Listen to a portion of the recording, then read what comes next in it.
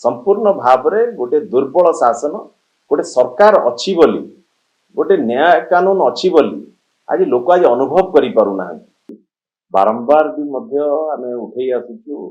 आईन व्यवस्था आईन श्रृंखला व्यवस्था संपूर्ण भाव में भुसुड़ी जाइछि राज्य रे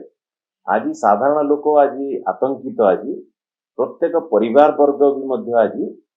विपद मुह को ठेली तांकर सुरक्षा नहीं कि आज चिंता बढ़ाई देछि आज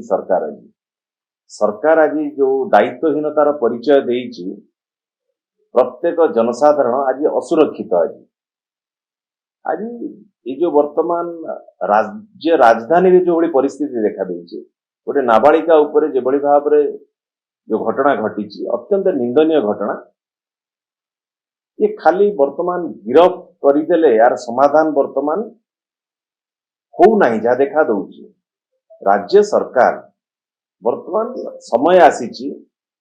यार नियम आहरी कड़ाकड़ी करने दरकार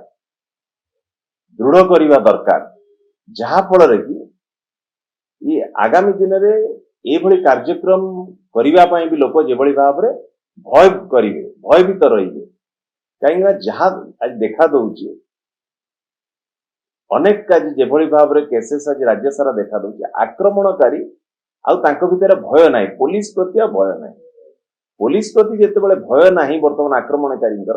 आज देखिए जो बर्तमान जे आक्रमणकारी से खोला बुलूं जो माने आज विक्टिम आज से आज पुलिस कार्यानुष्ठान ग्रहण कर आज आज न्याय व्यवस्था जो सरकार तेणुक सरकार वर्तमान यदि सतरे सरकार आज निजक कहते पीपल्स चीफ मिनिस्टर लोकों मुख्यमंत्री तेणुक ओडिशार जनसाधारण किभली भाव में सुरक्षित रहिबे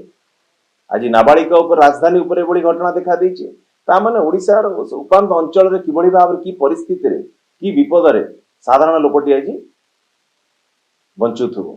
तेणुक ये घटना को आज संपूर्ण भाव में माननीय मुख्यमंत्री जी की गृह विभाग दायित्व रे रहिचंती तुरंत आउरी कड़ा नियम आणंतु एवं किसी एग्जाम्पल सेट करंतु ए भली घटना जी घटेइबो तार परिणाम कौन हबो ये राज्यवासी की देखांतु आपण कहउचंती निजको पीपल्स चीफ मिनिस्टर लोक जनसाधारण को मुख्यमंत्री लोकों मुख्यमंत्री तेणुक लोकों पाई लोकों सुरक्षा पाई आपण की पदक्षेप नौचंती आपण टिके करी कि तुरंत देखांतु जहा फल कि आउ किए ए भली घटना घटेइबा को भय करिबो निश्चिंत भाव में आज गोटे गवर्नेंस आज संपूर्ण भाव में गोटे दुर्बल शासन गोटे सरकार अच्छी बोली गोटे न्याय कानून अच्छी बोली आज लोक आज अनुभव करि पारु ना